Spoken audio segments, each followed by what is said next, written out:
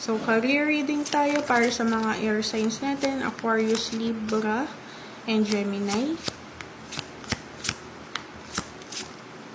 Okay, you have here dito King of Pentacles. For some of you air signs, I can feel na nagiging open kayo sa business. For others of you, it can be na ang gusto nyo is may work na kayo and at the same time is meron pa kayong ibang pinagkakakitaan. So, yung mga air signs natin parang gustong mag-multitasking. It can be na for some of you, meron kayong pinag-iipunan or meron kayong paglalaanan ng pera at kailangan nyo talagang kumayod.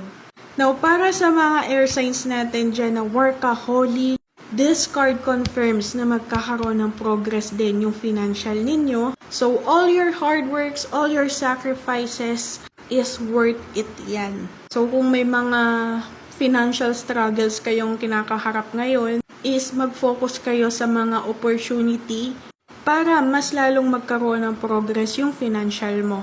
Again, worth it lahat yung pagod mo, yung puyat mo, at ang importante, huwag kayong mawalan ng pag-asa. Takes what resonates.